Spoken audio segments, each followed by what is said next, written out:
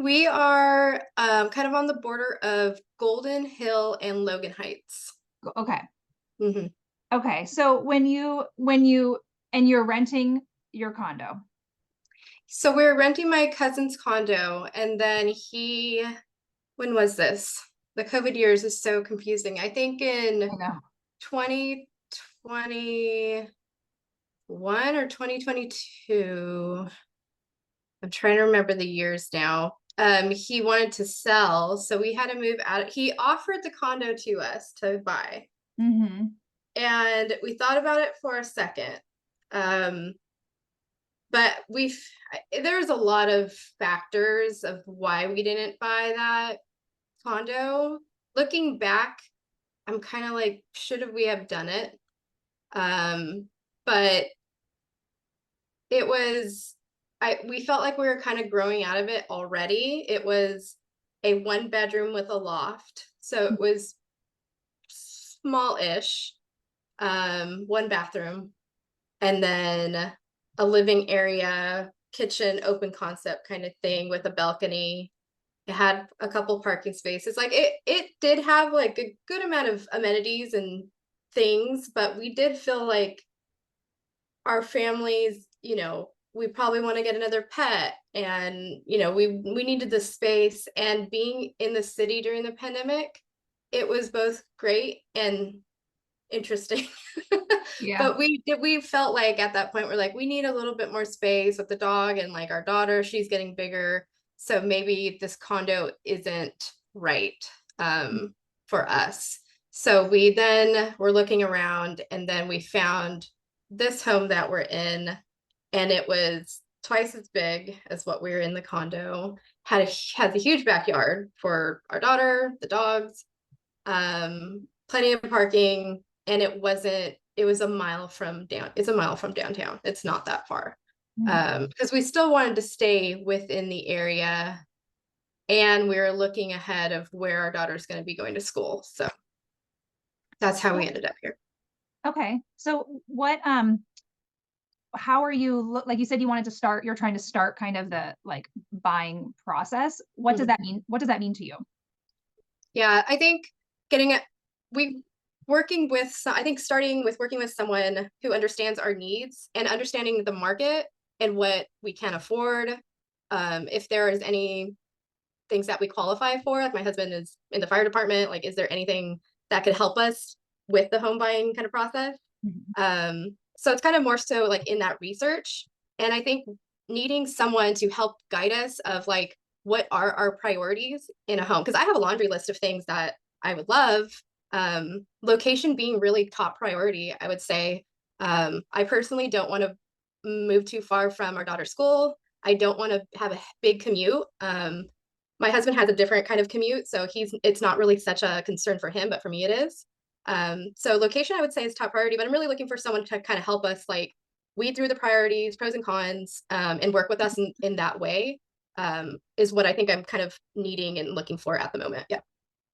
Have you when you say like you need someone to kind of guide you, what have you done to have you reached out to a realtor or to a lender? What kind of actions have you taken towards that? Yeah, I've gotten kind of a lead on this resource. It was actually from my mom, who she's met this lady doing some volunteer work, and she is in real estate, and she kind of is what basically what I'm saying is guiding, looking at where our finances are, um, what our history is, and seeing what we can qualify for, or what we maybe need to like work on Mhm. to qualify, or any of that. So, but then, like I was saying, someone to actually sit down with us and kind of like talk through it. I don't know, I guess that would be like more of a real estate agent. And we haven't gotten to that point of kind of making connections yet with anybody. Is there like what are you waiting for? Are I you don't waiting really for anything in know. particular? Yeah. Yeah. I don't really know. I think what has prompted this of like, should we buy something is having the stability, I would say, and looking at it more as like an investment and long term. Mhm. Um, it's interesting that like, our parents, my mom, she's owned her house for 30 years. Mhm. And like I was raised in that house. We moved there when I was 2. I moved out when I was 18. And she's been there ever since. Mhm. And looking at, how the times have changed, and how, our journey, moving away from home and away from family and kind of like building our own thing. And just on top of changing times, like I have still student loan debt.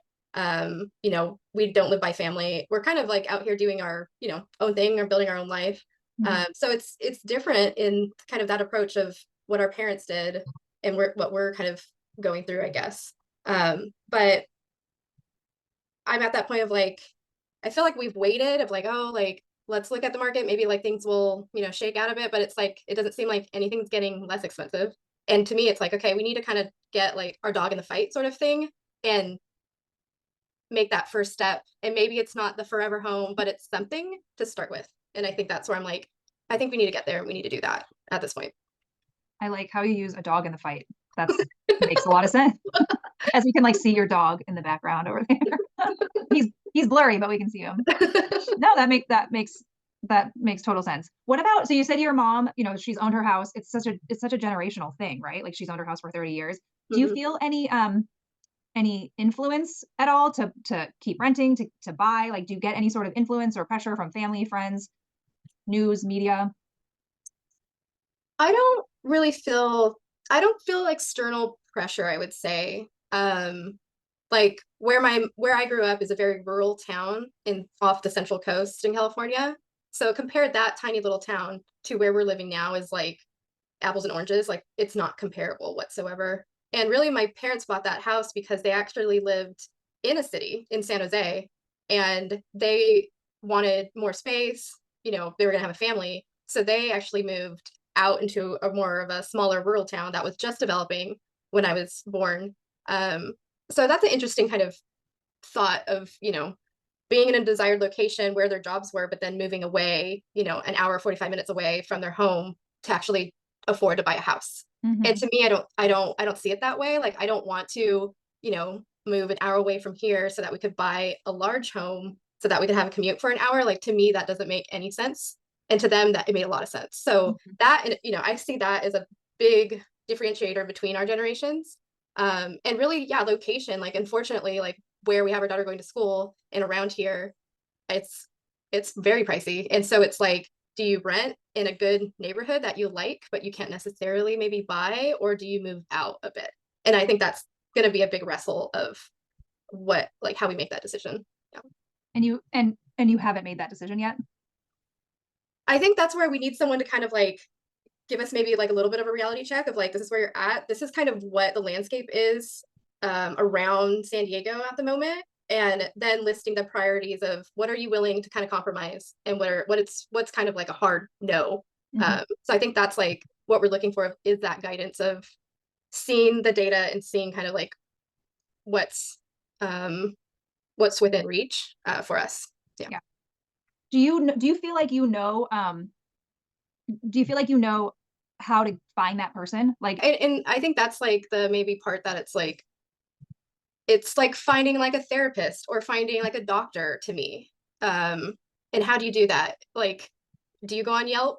Do you ask a friend? I think for this, I would ask friends, colleagues, maybe even some of my daughter's friends' parents since they're local of a lead, I would maybe start there.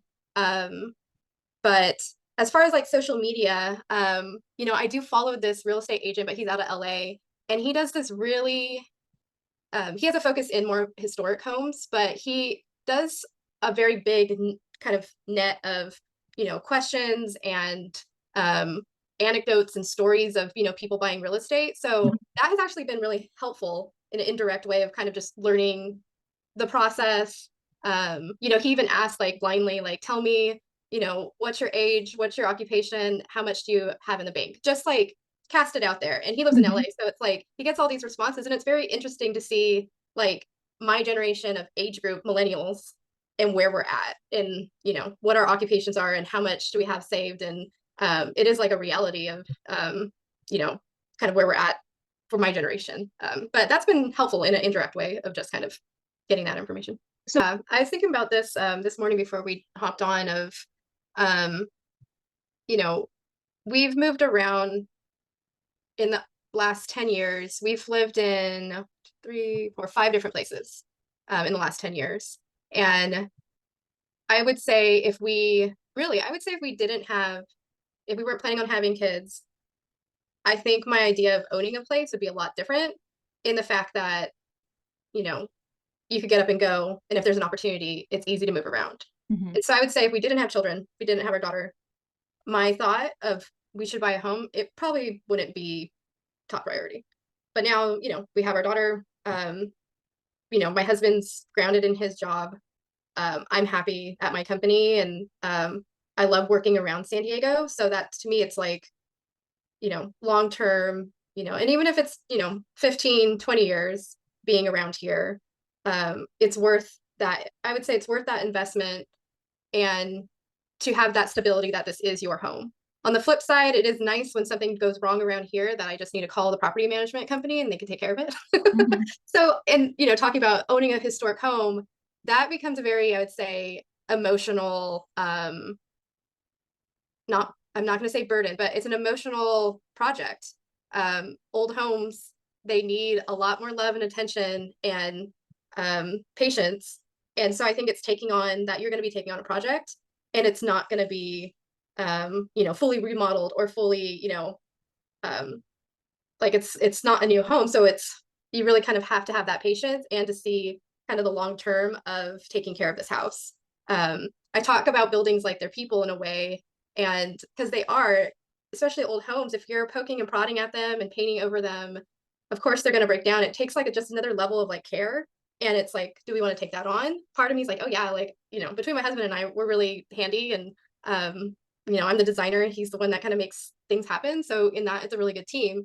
But yeah, do we want to take that project on? And that's I would say that's much more of an emotional decision Mhm. of anything. Yeah. I Yeah. don't know if that answered your question, but that's kind of where I'm No, at of it's good. like, do we want to take that on? To me, it sounds very exciting, but I know it would take a lot of patience. So do I have that in me or not? I don't know. We'll see. Yeah. Yeah, no, I what would you need, like, if, like, let's say he watched this video or whatever, like, what would you need for him provide to you in order to, like, go sit down and have a conversation with him? Yeah. Like, him to reach out to you, him, you know what I mean? I think, I mean, knowing kind of like seeing him how he like runs his business and him having an importance of like historic preservation that connects with me. Um, you know, if I were to have a choice between like a historic home or older home or a new build, and if the prices were the same, let's say, like I would probably maybe go with a historic home, just my love of architecture and the Mhm. history. It wouldn't really necessarily be like a deal breaker, but just having that interest, I would trust him more.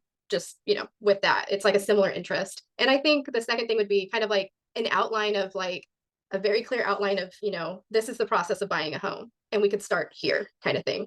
Because I feel like it's not very clear to me of like all the steps. Like I kind of know the steps, but just having like an agenda, like for a meeting, like having a very Mhm. clear kind of outline, would be helpful. Have you, like, gone to any websites to kind of figure out that process? Mm-mm. Yeah, okay. Because sometimes I wonder, it's you're not the only person that says it's not very clear. Like, there's a lot of people that I speak to that say, like, they kinda need this, like, home buying 101, Like, tell me what I need to do and the time frame. Like, you don't necessarily wanna go to a realtor or a lender, like, when you're exactly ready to buy, because you might actually not be ready to buy based on Right, finances and everything else. So right, most mortgage folks, lenders, they say, "See me, like, a year out, and let's see what we can make happen." And sometimes they can make it work right now, or you need to, like, get more ducks in a row, essentially. right, right. Or five different places in the last 10 years. And I would say I would say if we weren't planning on having kids, I think my idea of owning a place would be a lot different in the fact that, you know, you could get up and go, and if there's an opportunity, it's easy to move around. Mhm. And so I would say if we didn't have children, we didn't have our daughter, my thought of we should buy a home, it probably wouldn't be top priority. But now, we have our daughter. My husband's grounded in his job. I'm happy at my company, and I love working around San Diego. So that to me, it's like, long term, and even if it's, 15, 20 years being around here, it's worth that. I would say it's worth that investment and to have that stability that this is your home. On the flip side, it is nice when something goes wrong around here that I just need to call the property management company and they can take care of it. Mhm. So, and talking about owning a historic home, that becomes a very, I would say, emotional, not, I'm not going to say burden, but it's an emotional project. Old homes, they need a lot more love and attention and patience. And so I think it's taking on that you're going to be taking on a project and it's not going to be, fully remodeled or fully, um, like it's not a new home. So it's, you really kind of have to have that patience and to see kind of the long term of taking care of this house. I talk about buildings like they're people in a way, and because they are, especially old homes, if you're poking and prodding at them and painting over them, of course they're going to break down. It takes like just another level of like care. And it's like, do we want to take that on? Part of me is like, oh yeah, like, between my husband and I, we're really handy. And, I'm the designer and he's the one that kind of makes things happen. So in that, it's a really good team. But yeah, do we want to take that project on? And that's an emotional, I would say that's much more of an emotional decision Mhm. of anything. Yeah. I Yeah. don't know if that answered your question, but that's kind of where I'm at of like, do we want to take that on? To me, it sounds very exciting, but I know it would take a lot of patience. So do I have that in me or not? I don't know. We'll see. Yeah. Yeah. No, I get it. I love it. Is there anything that I didn't ask that you and I didn't touch on that would be helpful, like for me to know that you want to share, just in terms of like your journey thus far? Yeah, I think, I am very much interested in kind of my generation and our approach to home buying. Like, I have a few friends that do own homes. One moved out of state during the Mhm. pandemic, um, and they have a beautiful large home out in Arizona. Um, Really, the friends that do have children, most of them they have bought their homes within the last couple of years. All my single friends, no, like one single friend does actually, and he took on an old historic home during the pandemic. And he's a good friend of mine from college, and he has told me that if he didn't have that project during the pandemic, that the pandemic would have been really hard on him. Mhm. So again, it's like an emotional kind of like decision in a way. But I would say, yeah, I'm really interested in like how the millennials are approaching home buying, and I am curious if it is similar to us all having, our parents who live in that same family home. And, now that all the kids have moved out, what does that look like for them? Like, I know a few friends who their parents are like, well, we have this big home, we don't need it. Like, Mhm. we need to downsize. So just how many should you interview? Um, where do you kind of start with that? Yeah, I think that's kind of the tricky part, I would say, because you're really going on this journey with them for, Right. months or years or, so. You know what's interesting when you say that is like there are so many realtors who are looking for potential buyers like you know? But it's just interesting because it's like you're looking for that right person. So where like how do you make that connection with the realtor? It hasn't happened yet, you know? Mhm. But but there's lots of very knowledgeable, realtors around, but like I think it's kind of a cue to them too. Like, how do you get out there and share this like educational information for buyers like you who might be a bit hesitant because you've heard stories about being stressful and you need help. So you need someone to guide you kind of through the whole journey. Right. Where are those realtors, Because they're out there for sure and they're in San Diego and you and I probably know some. It's just Yeah. where are they? You know? Exactly. What And is what it? their interests are and like um yeah, like specializing in things too. That's, interesting to me as well. But yeah, having, are people, do they have that patience to kind of, walk through it step by step with you?